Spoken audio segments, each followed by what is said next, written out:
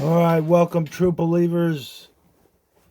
This is the freedom to draw unsolved mysteries. And we're having technical problems, of course, like we always do here, but we're going to keep soldiering on. Today's case is a missing person since 2013. This happened in Myrtle Beach, South Carolina. And we're talking about the case of Heather Elvis.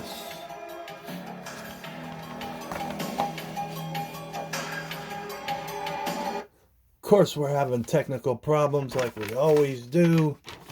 This is what Heather Elvis looks like. We are going to draw her today. Like we always put on. Please contact any of these places if you have any information about this case, because it is a cold case and a missing person case all in one. This happened way back December 18th, 2013. We're going to start off by drawing her and telling you a little bit about her case. Guys, this is the case of Heather Elvis, missing since 2013. And we're going to start off this case starting in the small town of Columbia, South Carolina, where the alleged Heather Elvis kidnapping suspect asked the Supreme Court to overturn his conviction. The lawyer for a Myrtle Beach man convicted of the 2013 kidnapping of Heather Elvis and the state Supreme Court on May 17th to acquit her client for a 10-year sentence received after an Horry County jury found him guilty of obstructing justice in that case.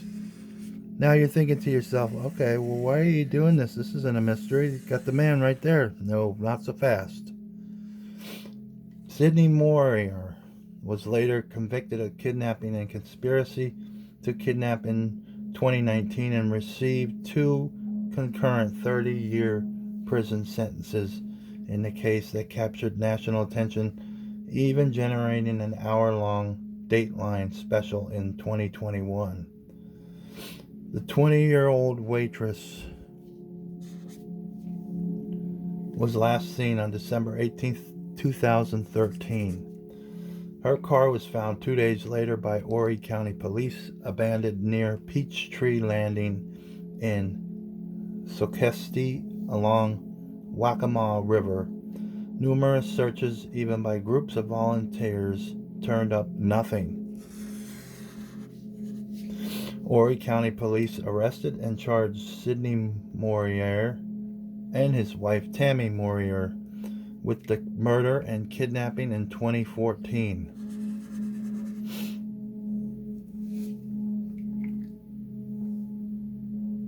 Though the murder counts were later dismissed because Elvis's body has never been found.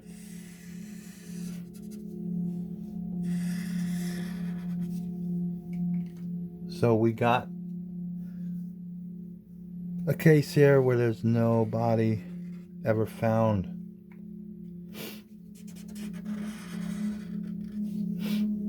According to court records, Elvis was having an affair with Sidney Moorer after meeting at a Myrtle Beach restaurant where the two had worked together.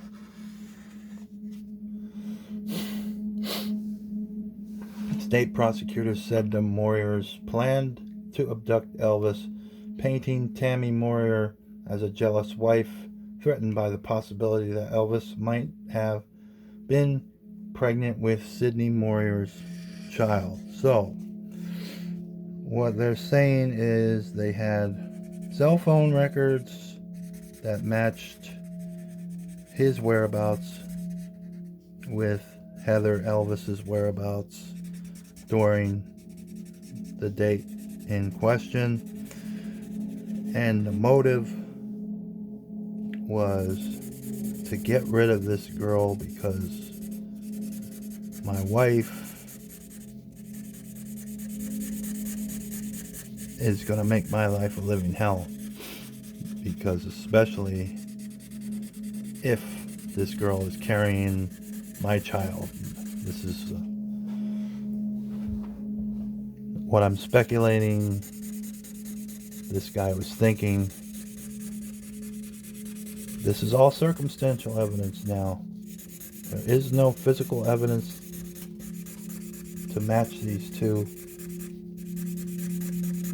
But the timeline and the cell phone records do suggest that they were involved in the murder.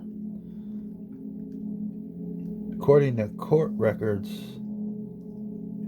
Sidney Moorer's case before the South Carolina Supreme Court centered on questions of whether the circuit judge was wrong in denying him a directed verdict to acquit him on an obstruction of justice charge, because Moorer believes that the state did not prove his guilt through evidence.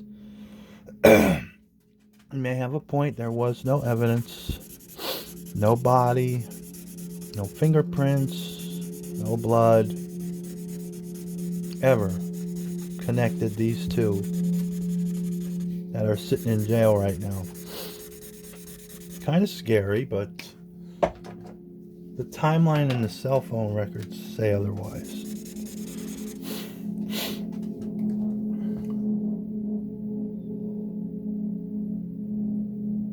Moorer told investigators that his relationship with Elvis ended before her 2013 disappearance. But video footage in circuit court showed him using a payphone to get in touch with her. Also, records produced in the kidnapping trial show that he had deleted text messages from his cell phone. They were corresponding between the hours of I think it was 2 a.m. and 4 a.m., maybe possibly 5 a.m. They were corresponding. And they found that in the trial.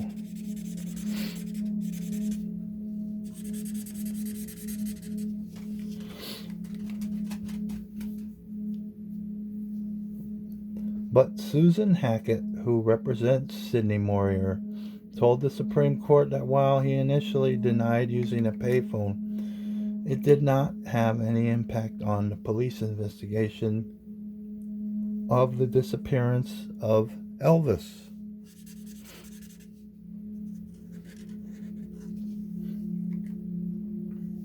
Thereby not rising to the level of obstruction. There was nothing at all that his statement to law enforcement could have done or did to impact their ability to investigate this case, his lawyer Hackett said. In fact, every single officer who testified said we would have investigated this case the exact same way, even if Mr. Moorer never spoke to us at all. Justice Kay Hearn questioned Hackett regarding statements she previously made that Moorer actually advanced the investigation with his statements.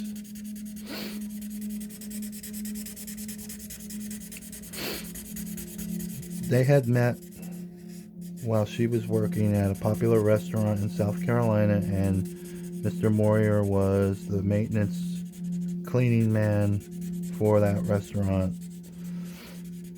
And her friends of Elvis and acquaintances say that they were love at first sight, very into each other, and somewhere down the road that love turned into kind of apprehension. Every time Mr. Moorer would come around, she would tell her friend, "Oh God, here comes him again," stuff like that. So something went way out of control here. Maybe you can say maybe she shouldn't have started this relationship with this married man, and she never would have been in this situation, but you cannot say what you would do, put in her shoes.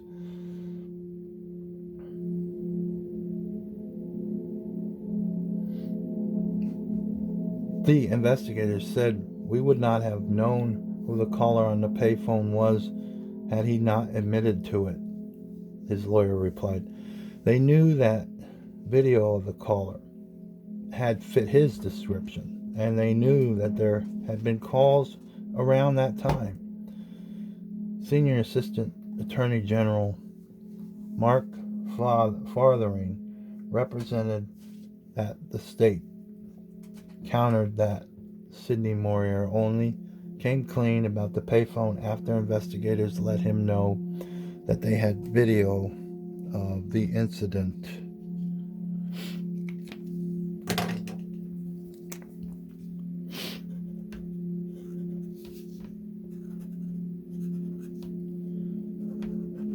Her friend says, her very good friend says that she would not have driven to this Peachtree Landing in South Carolina, which is a desolate fishing hole that is popular in the day with fishing and tourists, but it's dead at night, like desolate. There's nobody there. And her friend says she would never have driven and met someone there. She just would not have done it unless she knew the person. So that points to this man, because it claimed, the people claim that he had told her he's going to leave his wife and he wants to continue their relationship, and wanted to meet her there to talk about things.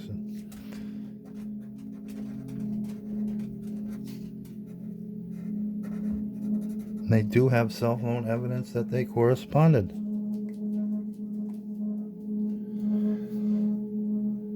He was lying about a phone call in which two people were involved about whether he was one of the two people involved, Farthering said. If he had any belief that the other person was going to turn up and be able to answer that question for the police, would that lie do him any good? The justices are expected to issue their opinion at a later date. In a separate case, a lawyer asked the State Court of Appeals on April 13th to acquit Moorer of kidnapping convictions, arguing the state relied on unscientific testimony and lacked direct evidence that he committed the crime. No decision has been made in that case, according to court records.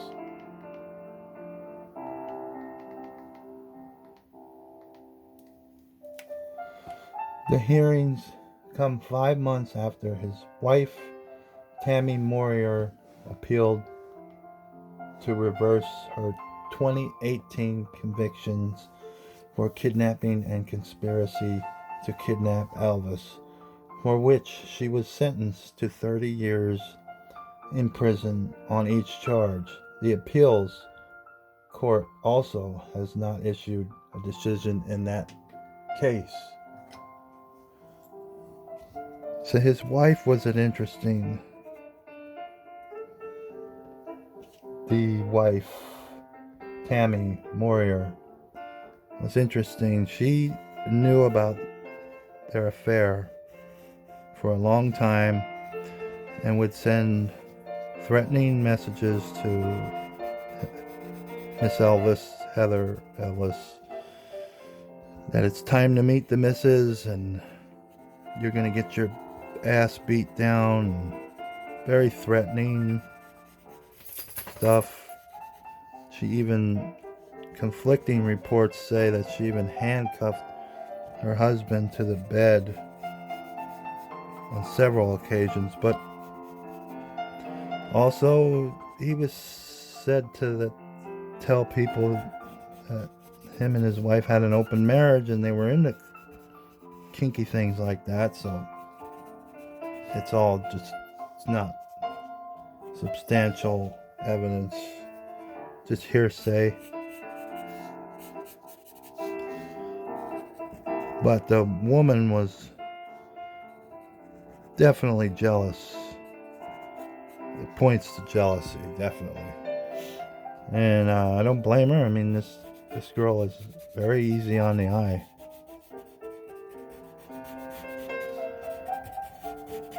Did she kill this Heather Elvis, though? There has no body has ever came.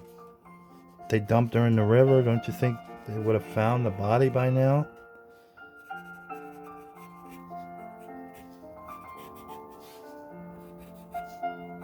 There has been no advancements in finding her remains.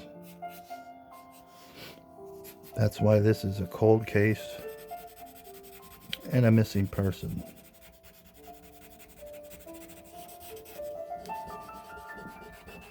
Could they have staged something? Him and the lover? And it just went totally wrong and Heather took off?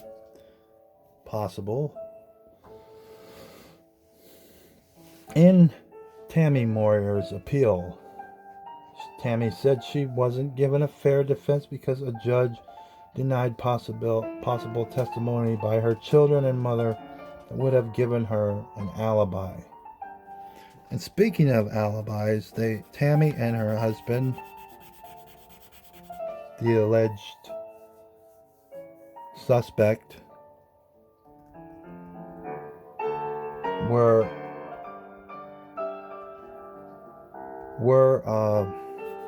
also charged with a couple counts of indecent exposure, and this is because she sent Heather text messages of her and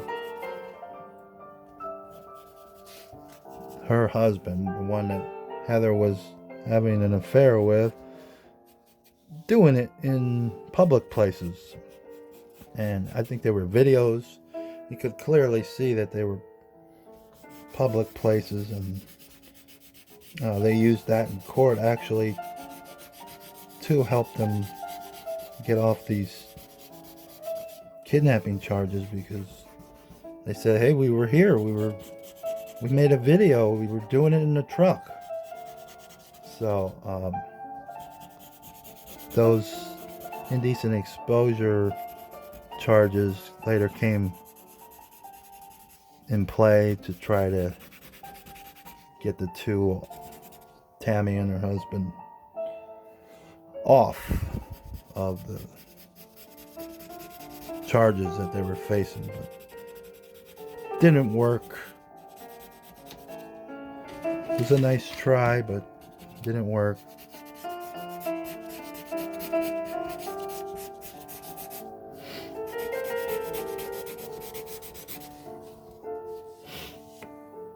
The state countered that the possible witness violated the judge's sequestrian order by watching the trial via live stream after they were warned not to pay attention to trial facts or proceedings. If Tammy Moorer's appeal is denied, she also could appeal to Supreme Court. As of today, those two are still doing 30 each, I believe. And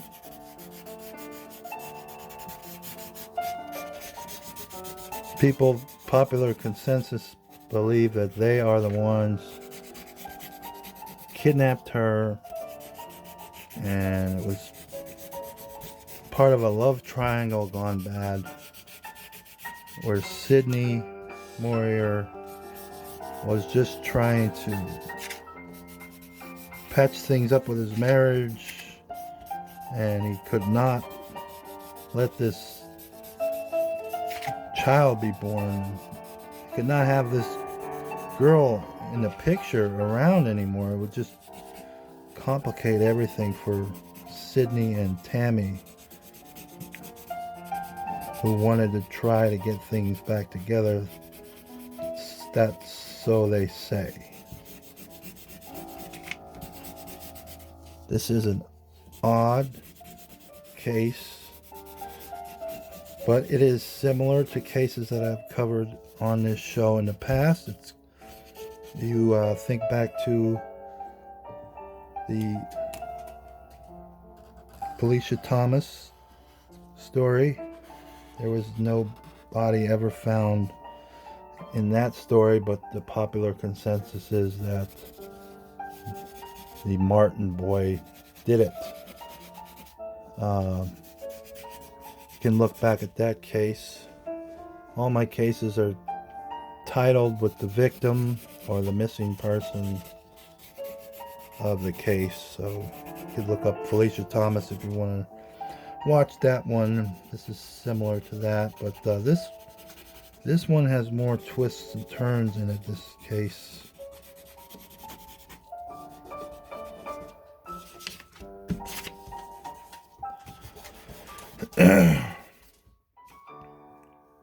We are almost done, true believers. Another case down in the records. I don't solve them, I just draw them. And we're almost done here drawing this one. Like I said, this is a beautiful girl. And it's a shame that they cannot get closure on this and figure out what happened to this girl. Where is she? Is she alive? Is she dead?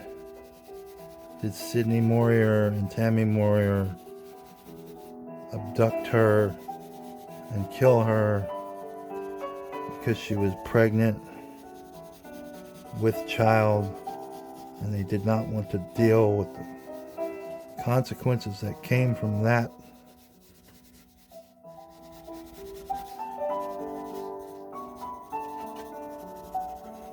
Or did this girl have some kind of deal with Sidney and it went south and he took the rap and she took off? The parts unknown. We don't know.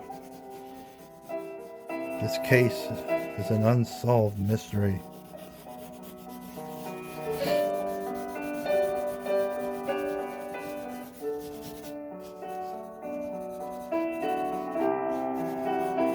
This is the case, true believer, of the beautiful Heather Elvis.